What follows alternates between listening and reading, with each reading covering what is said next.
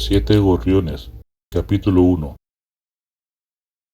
Algo que recuerdo bien es cuando con Julito y otros niños nos íbamos a meter a un piñal que estaba como a 2 kilómetros del campamento. Te hablo del campamento de la casa de don Julio, el primero que conocí y al que gran cantidad de la población perseguida llegó buscando la protección de la guerrilla.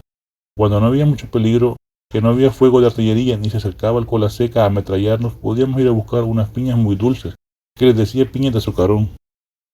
Desde lo alto del cerro donde estaba el piñal se podía ver la carretera. Siempre nos asomábamos a ver los carros y los buses que iban de Ocicala a San Simón, o de Ocicala a San Isidro, o de Hualococti a Ocicala. Nos gustaba escuchar el rumor de los motores. Entre niños platicábamos. Ellos me decían: «Mira, ¿y tu casa por dónde está?». Yo buscaba la casa y les decía: «A la sombra de aquel palo de Conacaste, allá está la casa de nosotros». Aunque esa casa ya no fuera nuestra, pues la habíamos abandonado. Se veían también los cultivos, los cañales, las milpas, los mezcalares, el río que pasaba cerca de la casa.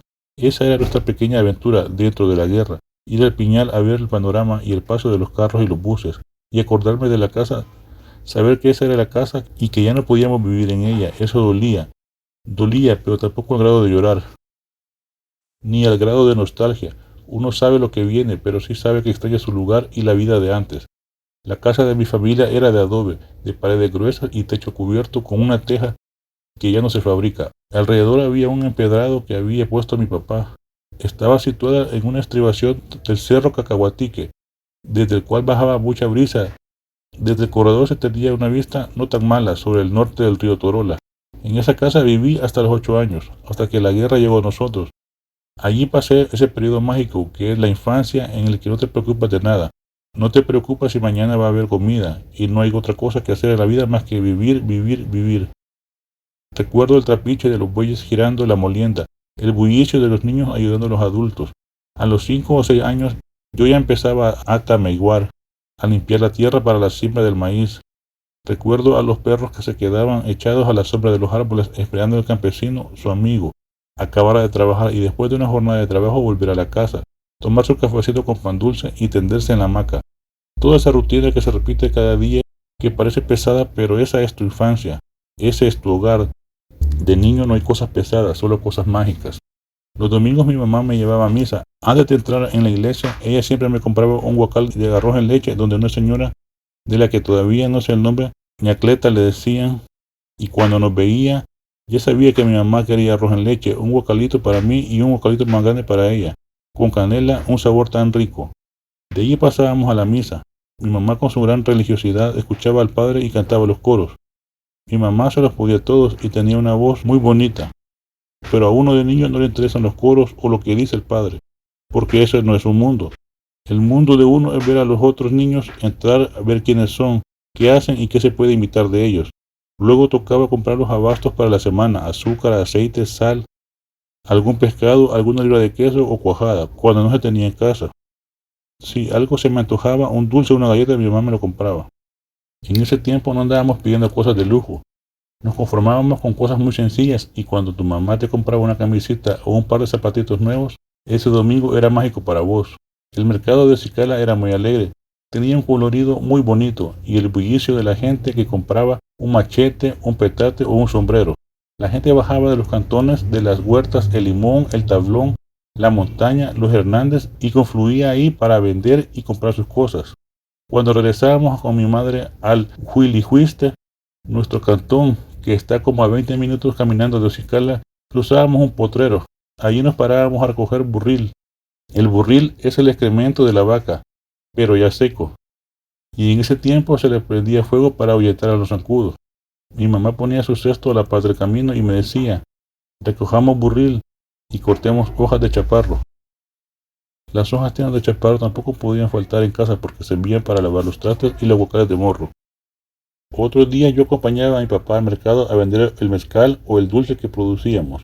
Recuerdo bien a mis hermanos los domingos, muy de madrugada, llevando hacia Ocicala los quintales de mezcal, ya seco y lavado, y los puchos de dulce.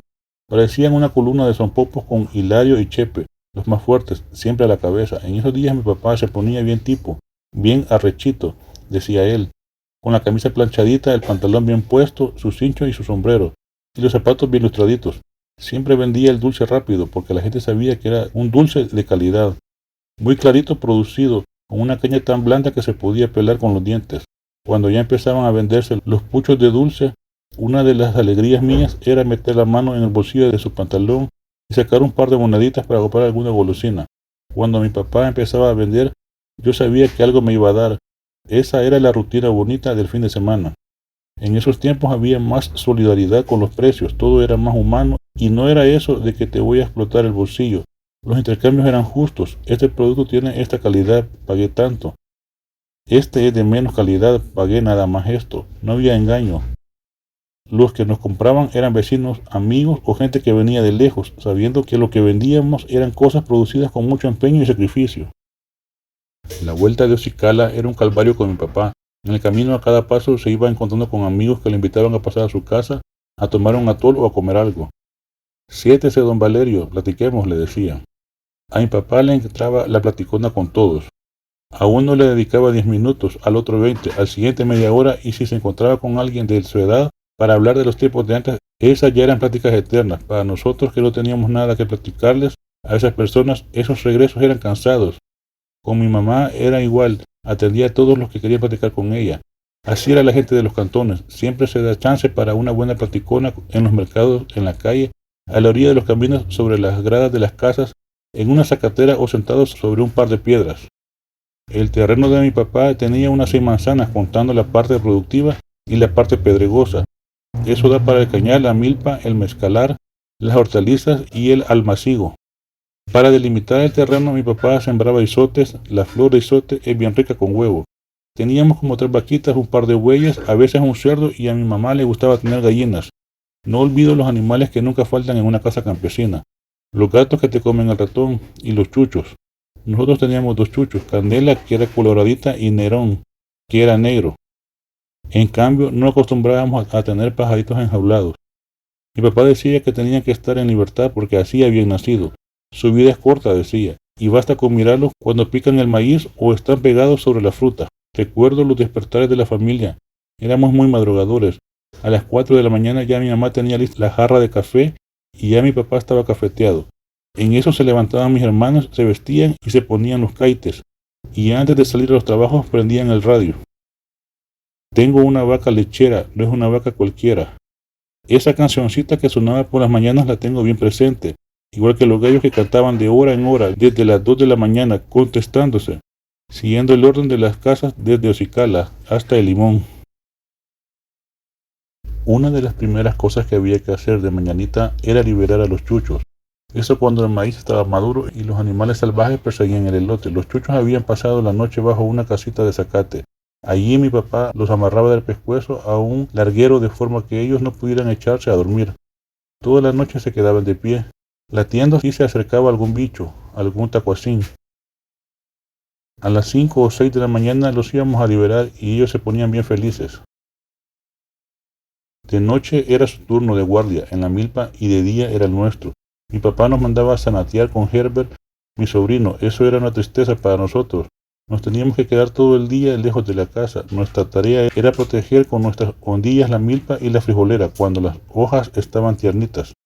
Le tirábamos a los zanates y a un pájaro que le dicen el cingo, que es como un cuervo pequeño que baila mucho cuando canta. También le tirábamos a las cherenquecas, unas iguanas pequeñas con un copetito en la cabeza. Con Herbert solo hablábamos tonteras de niños, o si no, nos poníamos a comer nances y a recoger aceitunas. Las semillas de aceituna sirven para hacer jabón. Si el sol pegaba fuerte con los chuchos, nos echábamos a descansar bajo la sombra de un quebracho. A mediodía nos traían el almuerzo y nos quedábamos hasta las 5 de la tarde.